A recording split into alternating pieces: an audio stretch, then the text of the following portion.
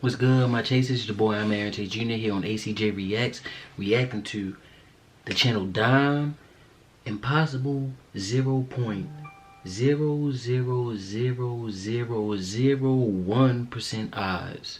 It looked like a really cool video. We're gonna be talking about moments within sports. I think all basketball, if I'm not mistaken, where some crazy things have happened that were probably almost like literally impossible to happen. We might see some things in here that I even might recognize from the time that I was watching basketball all the time. So, like, comment, subscribe. Let's run this channel the hell up, and let's get on to this reaction. These are the 21 most impossible moments in NBA history. And coming in at number 11, Goran Dragic loses all senses of his surroundings, only to do this. Out early in the first quarter, they're able to reinsert him here at the end and use him as the full. Oh my! Dragic trying to just... Damn, save that shit for the circus next time. But Luka must have also thought he was at the circus after attempting one of the wildest passes you'll ever see. Facundo Campazzo in the game. Doncic. Oh! Bounce pass from a sitting position, and it was an absolute dime for a jam. Damn, you can't even back off Luka for 1 second. Unreal. Now, we've come to expect that kind of BS from Luka, but never in a million years did I expect a 7-foot Robin Lopez to try this. No, he's not. Here he is again. Whoa, Lopez! Either Lopez has two eyes in the back of his head, or my dog got lucky. But do you know what's almost as rare as having two eyes in the back of your head? Blocking Shaquille O'Neal. See, it was February 6, 2010, and fans were expecting just another midseason matchup between the Knicks and the Cavs, when instead, they watched the league's smallest player, Nate Robinson, and the league's biggest player, Shaq, go toe-to-toe. Turns baseline, blocked by Nate Robinson, talks jump right at Shaq. Damn, Robinson may only be 5'9", but he's got the heart of a lion. But if you thought that was impressive, check out what Nate Robinson did during the 2013 playoffs. I remember that, and I wanted him to win.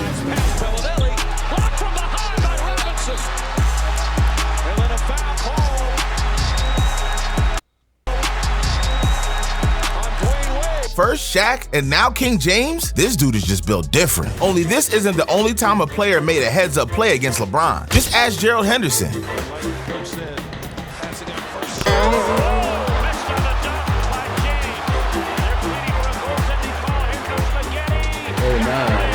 Don't get me wrong, getting dunked on by LBJ isn't fun, but Henderson got the last laugh since the referees didn't count the basket. Speaking of which, James Harden can relate to LeBron James because 8 years later, something very similar happened. To go. Harden to steal. And the dunk. Oh, he missed it! No, that ball was good.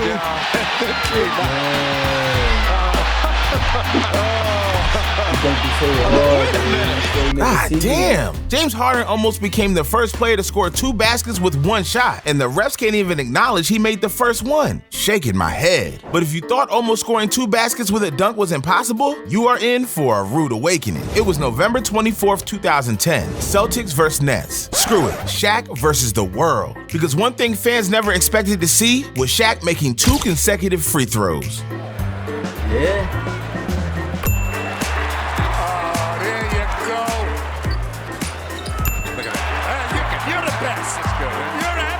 See, now let me say this about Shaq, and I realize this. For us normal people, when we play with Nerf balls, that's like small balls. Pause. You get what I'm trying to say. Stay with me here. Don't get to that level. So it's like, for him, playing with them NBA basketballs is like us playing with a Nerf ball. So that's why he be holding it like that and be like that. So I understand it. But yeah, that is super duper rare. So that's the perfect part for this video. They say lightning doesn't strike twice, but if Shaq can miss over 5,000 free throws and still make 2 consecutive free throws, then I beg to differ. On a more serious note, even a blind squirrel finds a nut now and then. However, you know what a blind squirrel can do? This. 123-121. Monk trap, throws a bad pass. O'Keke dunks it in. We're tied at 123. 5 seconds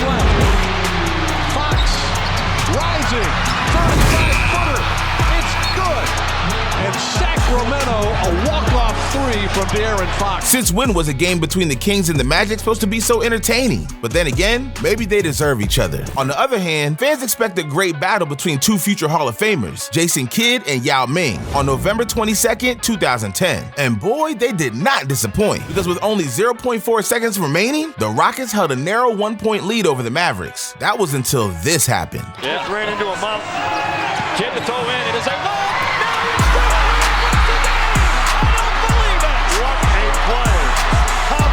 If you told me 12 years ago that Jason Kidd would inbound a game-winning alley-oop over 7'6" Yao Ming, I'd call you crazy. Yet legendary players have a way of making the impossible seem normal. Just ask Dwayne Wade.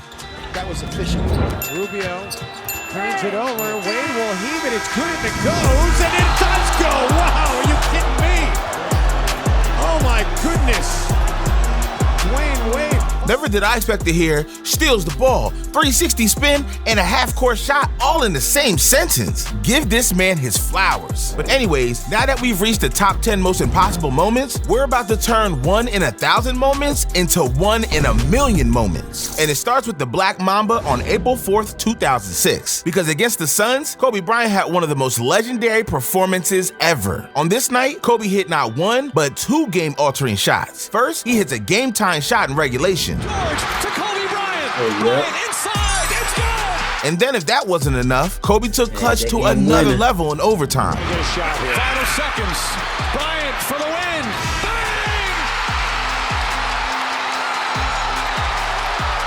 Bang! It's one thing to hit a game-altering shot, but hitting 2? That's how legends are born. But it's still not as earth-shattering as number 9, because one time, Nick Van Exel did the unthinkable with 2 defenders draped all over him. And he's been very professional.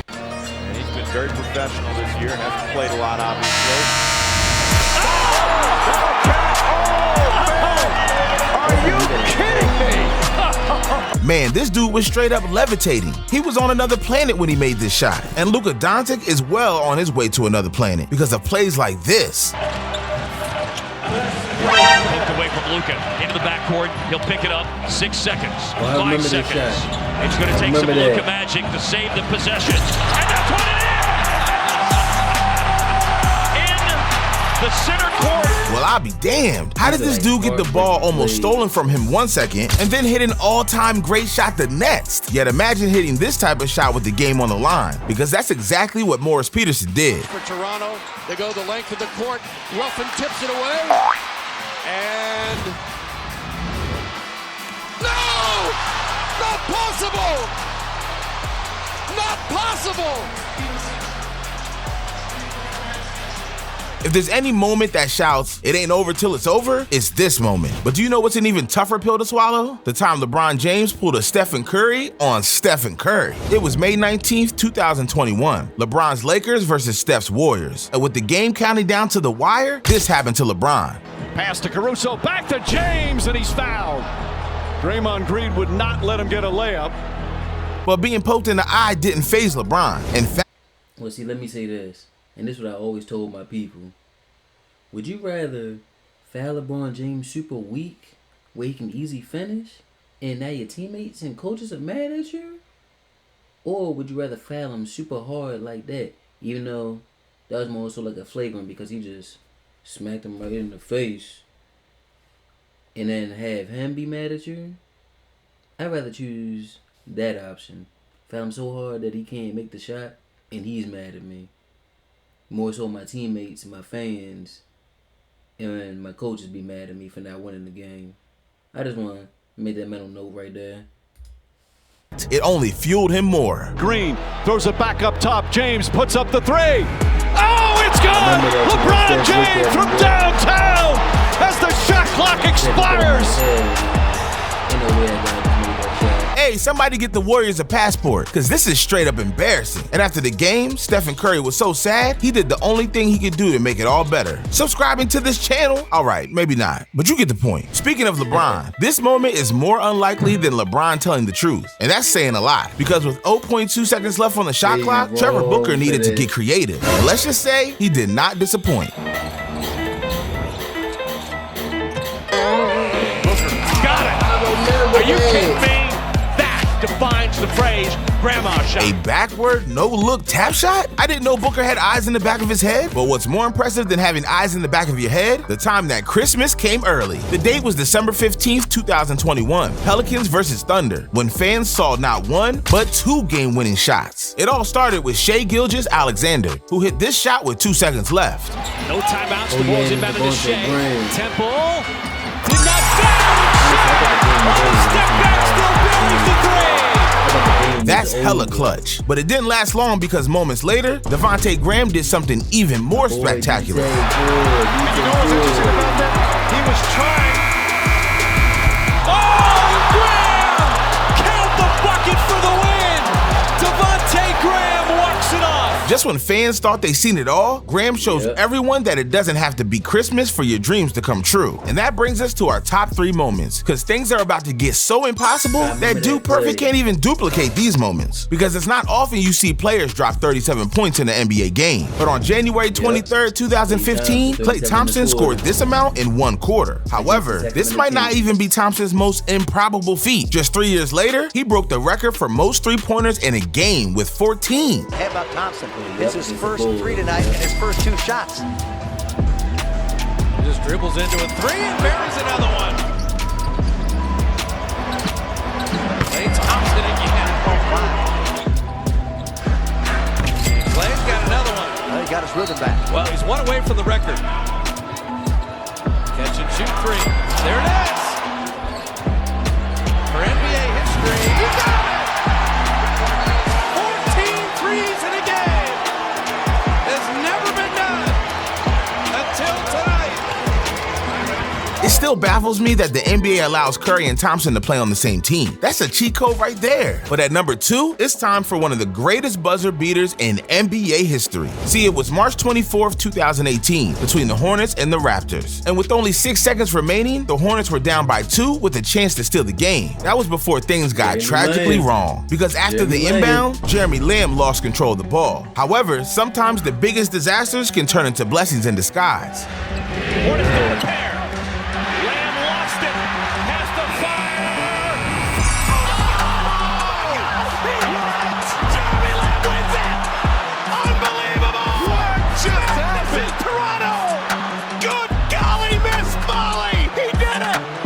Damn, my bro had the Raptors by the balls and then hit a game winner behind half court. That's the kind of moment all kids dream of. Although, there's one moment kids can't possibly dream of, because this moment was so shocking, so improbable, and so legendary, it'll never happen again. But to get to this moment, we need to go back 2 decades. December 9th, 2004, Tracy McGrady versus Tim Duncan. And with less than 35 seconds left in regulation, the Spurs held a comfortable 76-68 lead. It seemed all but certain that. And this is why people say it's never over till it's over. Like my homie said early in the video, bro. Until that thing reaches zeros, it is never over. And this is why I had that same mindset when it comes to sports. It's never over till that thing that says triple zeros. I don't care. Spurs were going to win until Tracy McGrady told the Spurs, hold my beer. Because in the ensuing 35 seconds, my man went absolutely ballistic. Today's NBA, those are the fouls. Upset with Manu. Here's McGrady for 3. And the Spurs now lead by 7. Rockets looking for a quick shot. Bowen is all over McGrady. Foul is picked up. Oh, a potential 4-point play. Tracy McGrady, 4-point play. Houston has to. Finally gets it in to McGrady. McGrady over Bowen. That'd have been the Yes! Yes! Tracy McGrady. Trying to make things difficult for Brent Barry. Gets it in. Jalen Brown lost it. Here comes McGrady. No timeouts remaining. McGrady for the win. Yes! Tracy McGrady with an incredible performance. It was mission impossible, but on a basketball court. Literally, everything needed to go McGrady's way. But as John Mayer says, when your back is against the wall, there's only one thing to do, and that's turn around and fight. And fight McGrady did. And because of it, he'll live to tell his grandkids what happens when you don't give up. Sheesh, that was so heroic, I still can't believe it happened. Just like I can't believe the time a player hired a black ops trainer after missing a free throw, or the time a player made a free throw with his eyes closed. And don't even get me started on what happened to Karl Malone. Dog, you just gotta see this stuff. These are the 23 funniest free throws in NBA history. All right, bro, click the video and I'll see you there.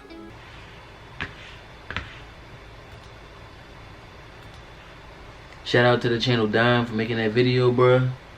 That was cool. Looking back on some really good NBA history right there, man.